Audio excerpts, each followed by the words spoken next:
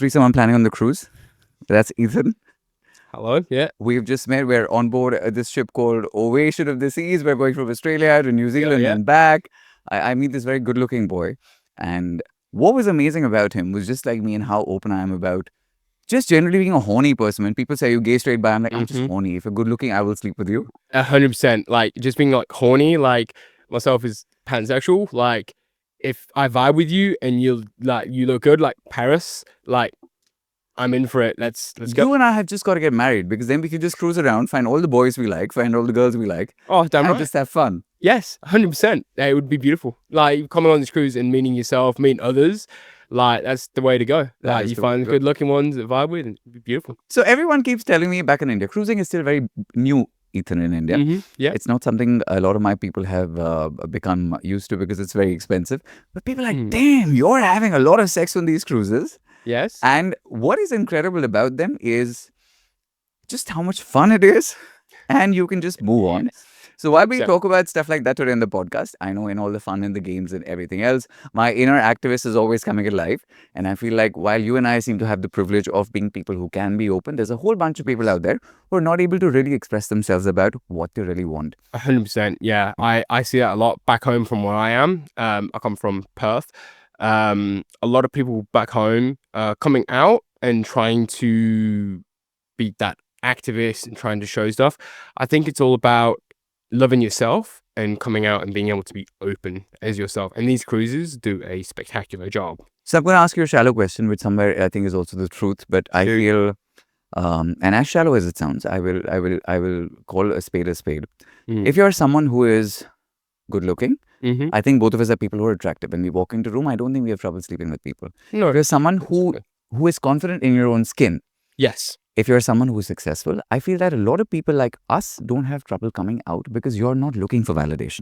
Exactly. Yes. 100% agree with you on that. So do you think that's very true? So a lot of people, I think coming out for them is a struggle. It's not because of what the outside world is going to say to them. It's about the fact that somewhere they haven't come to terms with their own identity or their sexuality, or the fact that sometimes, which is really sad, a lot of people think that they're not good enough. Yes, 100%. I would have to agree on that. A lot of people I've met, I have bi friends back home, I have trans back home, and a lot of them aren't comfortable coming out because I don't think they love themselves enough yet to come out or to violate their feelings with others. Whereas I'm very happy in my own skin. You're very happy in your own skin. I love it. I love your vibe. And I think the more happy you are with yourself and the more that you're just happy to be here and happy to express yourself as a person, not as any sexuality or as any sort of thing, then you will meet people that like, as soon as you love yourself and you love your own skin, then you will gladly come out to others. So my label that I actually go by is bi.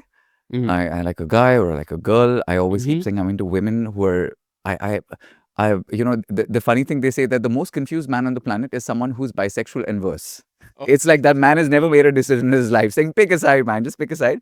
In my case, I'm not verse, I only top. But I think for what's interesting about, like for me, when I talk about the fact that I like women who are more feminine in that description, I like boys who are boyish in their description. More manly. Yeah. So is that word is used? Yes. Now when I see you, when you said you're pan, like for me, for example, when I go to Bangkok and I find lady boys, I find guys who are very femme. For me, that sexually is not exciting to me. I'm very happy for the power that they have. Tell me about you being pan. So what are you then excited to? Is it the physical form? Is it how the person is? What is that like? Yes. So I actually came on this cruise as bi and open to express, and I actually met someone on this cruise who was speaking to me and said they were pans and was describing it to me and talking to me about it. And that's when I had that hurrah moment where I went, oh wow, like I've unlocked something in my brain. Like I don't care who you are, where you're from, what's between your legs, as they say. If I vibe with you, if you've got a good vibe, you're a good person and you are a beautiful person, in the stereotypical means of it, then I'll vibe with you. I don't care if you're a cross-dresser or whatever. Like I've, experienced with men, experienced with women. And I think I'm just happy to make other people happy. And I'm glad that no matter who you are or what you are, that you can come out as that. And and have fun. Exactly. It's all about having fun and being happy to be here. So we don't have gay saunas in India, unfortunately. If I did, I think I'd be living there. I went to a couple in Sydney. And what I liked was I walked in, and now gay saunas across the world are very different. You go to a gay sauna in Japan, you go to a gay sauna in Hong Kong. Asian gay saunas feel a little bit more like, oh, okay, what do you want? And it feels a little bit shady.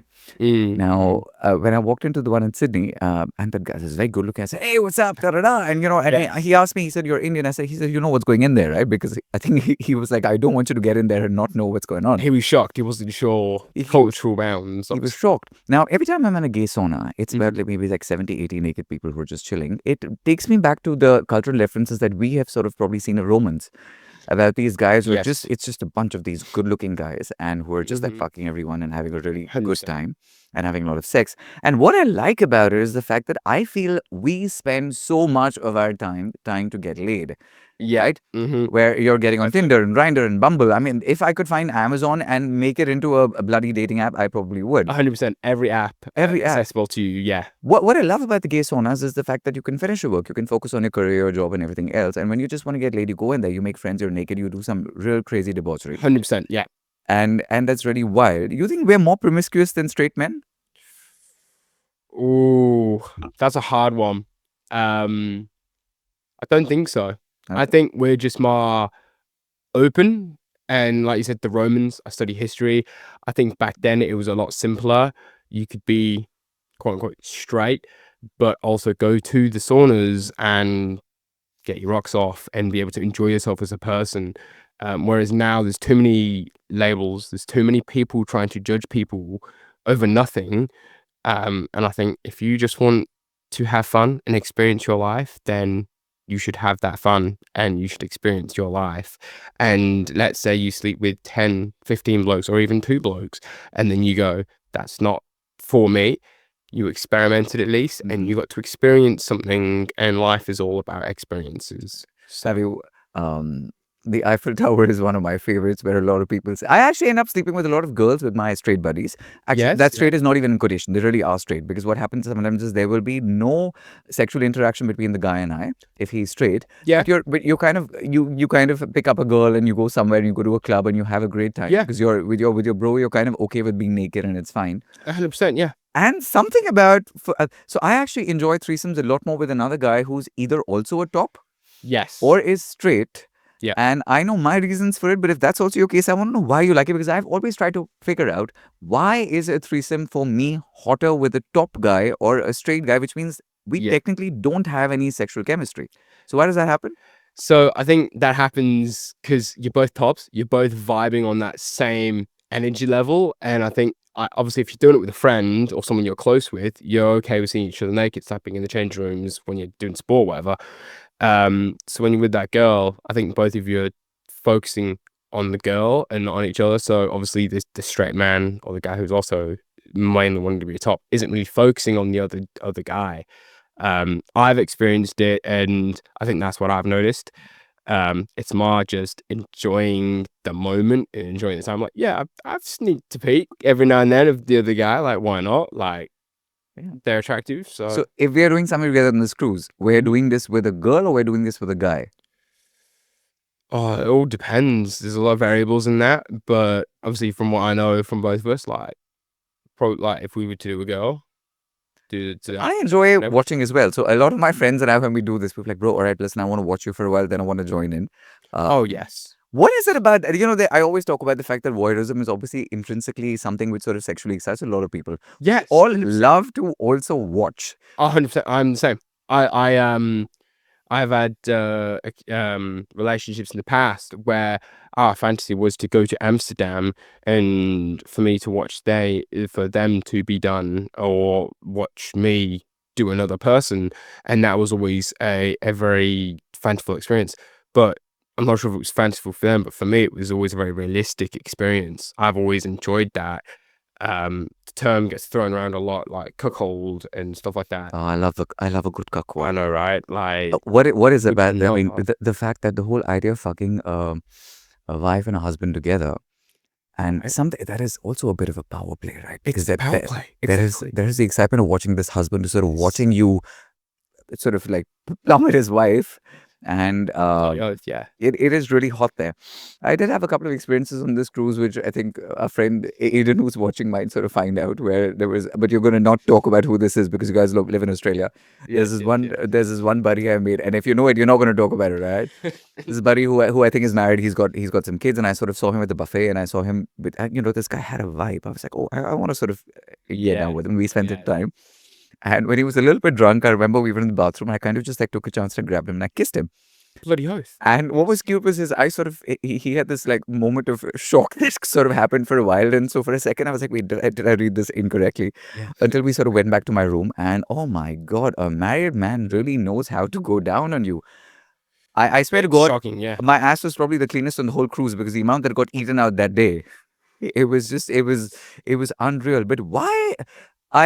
Again, and I always keep talking about as an activist, while I tell these stories, there's always the hidden, the conversation about the fact that imagine being someone who's married. Your entire life is a lie, where you have to Yes. go ahead, live your entire life, being married, have to raise kids, where no matter what we say, man, I know you and I are having fun about it, but your sexuality is a fairly large part of your life. It is, Now- 100%. Now, imagine for someone who is married to be able to constantly live in fear because, after that, for example, I've now not been able to meet him because he's not heard us too much. He's very worried that if his wife sort of sees us together, she's going to be able to figure two and two together. 100%, yeah. Have you been with married men? I haven't been with married men, but I have a friend who has been with a married man. And the one thing I learned from it, hearing your story just then, instantly my brain was like, I know what it's like. It's like they're living a lie, but I don't think they want to put themselves into that lie and hide their sexuality because you had a great time with this bloke and it was good.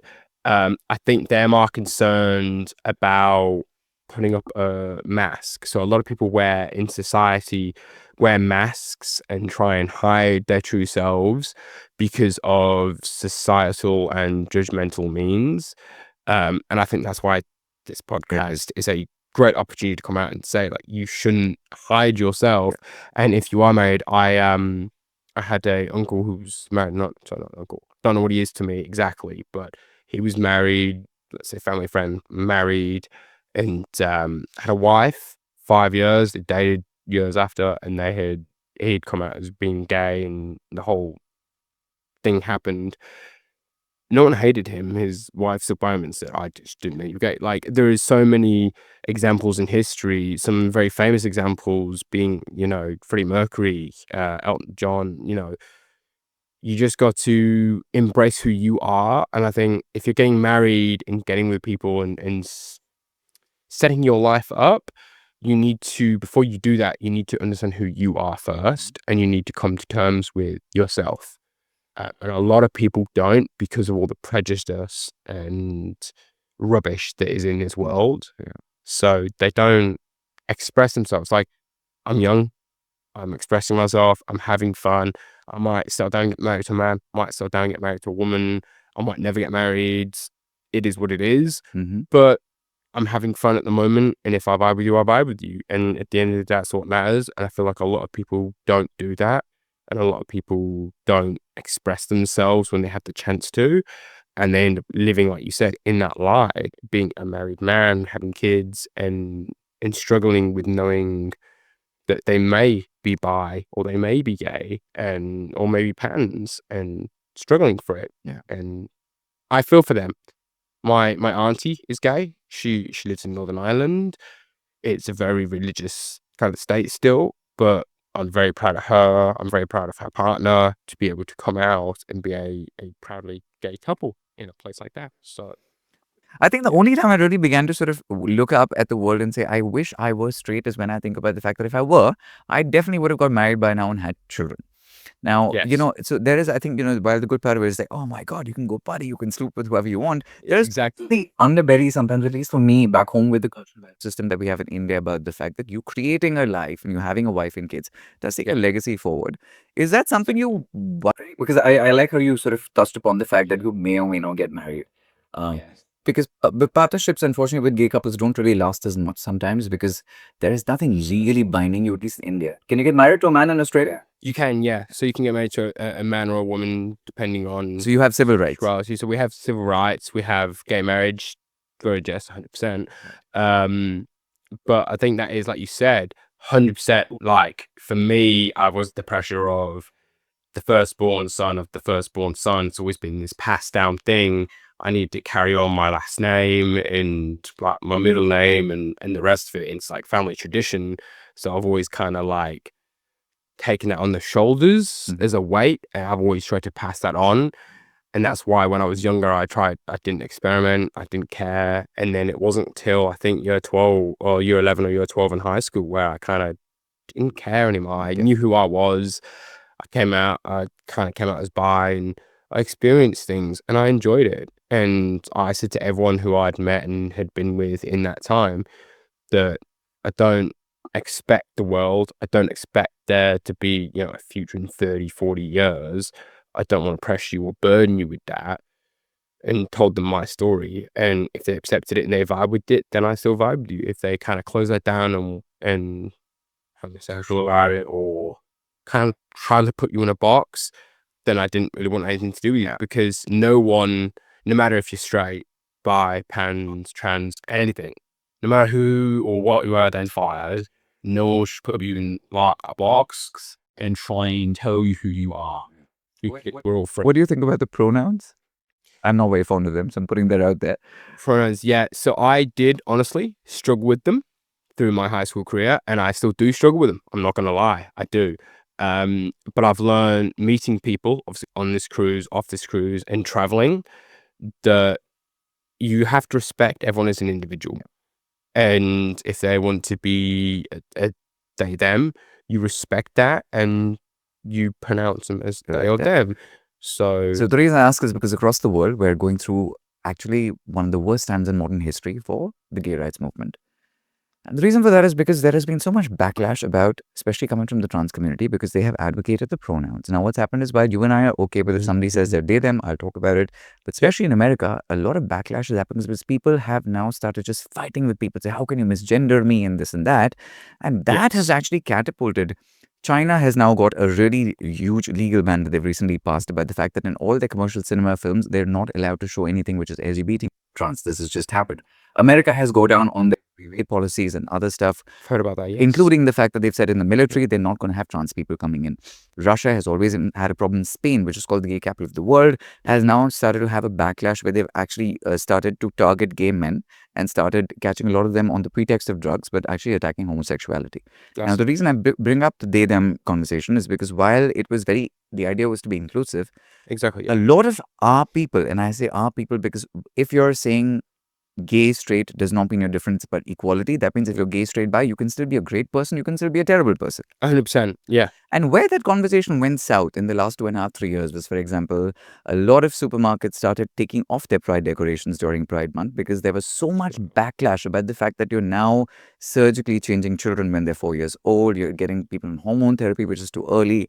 Now, that conversation I understand because we also, as activists, we also have to understand we're living in a world where we do want acceptance, let's be real.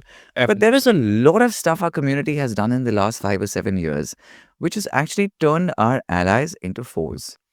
100%, yeah. Now, as an entrepreneur, as a CEO founder, if I'm hiring you, if I'm hiring anyone else, I don't care what your pronouns and your sexuality are. Mm-hmm. I care about what your work ethic is and how good you are. Exactly. So a lot of the people, Google has recently removed Pride Month from their calendar. Meta, and this has all happened in the last 1 month. Now, that's not good. That's not good. But again, the question is, we have to, as LGBT activists, have to understand why is this happening. And the reason it's happening is, even as an entrepreneur, if I'm sitting in a business meeting and someone stands up and I say, ladies and gentlemen, or whatever we need, and they stand up and say, hey, and they disrupt the entire thing with pronouns, what you're doing is you're basically disrupting a business day. And if you're saying gender is not important, you're only making that the focal point of your entire life and being. 100%. And that's where I think we're suddenly losing out in public opinion. So while it's one thing for you to say my pronouns are XYZ, respect them, it's another matter for you to only go by Aiden is my friend and everything he does for me is right. But if he sort of misgenders me and he says, how am I going to know your gender until I ask you? 100%. So if you call a ma'am a sir a ma'am, and they get so agitated, you have videos of, especially the Americans, you've got people yelling, screaming, shouting. Oh, it's horrible. Yeah. And I keep saying that we have to make sure that we win this war with love and kindness. You can't battle your way into acceptance. No, you can't. The reason I ask is we don't have the struggle in India. our gay rights movement is definitely about 20 years behind the West and behind Australia, Yeah. which means we're not only learning from what you have done, we're also learning from everything that's happened in these societies, which has been wrong, which has sort of taken us back. And one of the big things there is the over inclusion, where the entire world said, oh, but the Pride Month is this, and the gay rights is this. So I keep going 100%. down to saying, let's not overdo it, because the backlash has been so severe. Yeah. Afghanistan is a great story of, if you look at photos of Afghanistan in the 1970s, you had these women in bikinis, everyone was free, it was a free society. Exactly. When the Taliban came in, it all went south. Yeah. Today we enjoy gay rights. India has decriminalized homosexuality a couple of years ago. It will take very little for the political system to change it back. Yeah. You're seeing this in America, one of the biggest One of sort the of it's supposed to be the liberal. leading people of LGBT. And when you were saying that, were you in a business conference? From I won't say it because don't want to say anything about them. But I was there and I was giving a speech as a leader and as head of a committee, and I said, all right, guys, like, clap. I said, like, bring it together, like, come on, stop piss front run. I was annoyed while listening to the conference that was going on, and I had 4 people complain, saying, oh, well, that's not right. Shouldn't say, oh, come on, guys. And I respected that, and I felt very hurt for that, because I shouldn't have said that. But then, like you said, it was like it came out of the mouth within a split second. I didn't think. Yeah. Also, the women haven't got offended. The women haven't said, why didn't you say girls? Yeah. I talk, so I think a lot of it has to do with acceptance. So I talk about this a lot. So I'm very vocal with Ethan about the fact that I don't like femboys, and I don't like very muscular boys. I'm actually more fond of people who are regulars. Now, I've always noticed the femboys will get offended when I say I don't like the femboys, but I have never had a muscle guy who said, bro, how dare you say that? Because the muscle guy is usually comfortable in their skin. Exactly. Where the femboys are usually probably, still trying to figure out a struggle with their own sexuality and doing whatever they're doing. 100%. Yeah. So I feel like very often, if you're not happy with something, it's usually because you're perhaps still coming at your skin. You're probably doing something on a last closing level, in a way that's a little bit lighter on the note.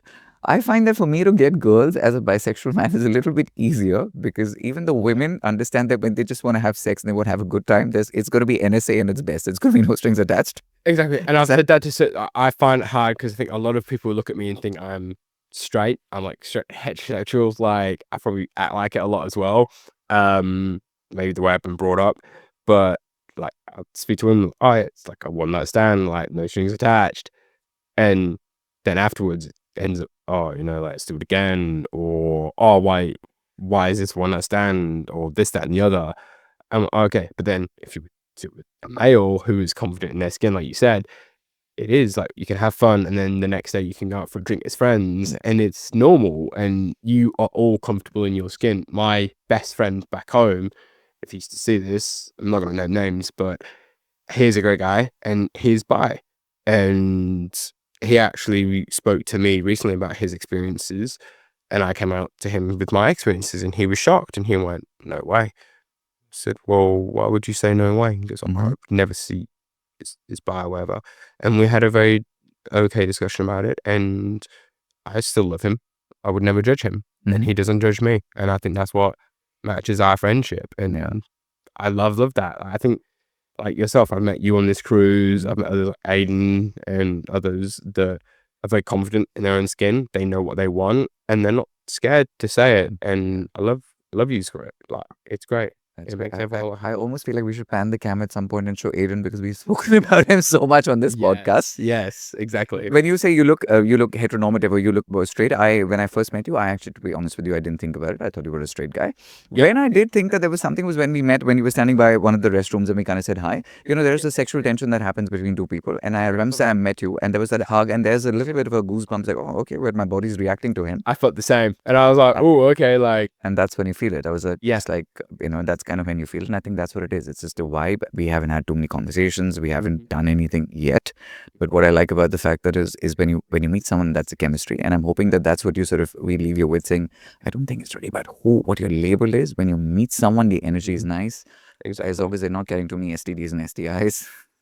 Protection is a great thing. But I agree with you. It's if you vibe and you can come to terms with yourself and you meet someone, be it like a man or a woman or trans or whatever you would like to say, Yeah. like if you've got that vibe, you get them goosebumps and you just enjoy that person's company. So when you saw me, what were you thinking? Like, oh, I've got to get with this guy. I've got to be with someone with this guy. What was your thought?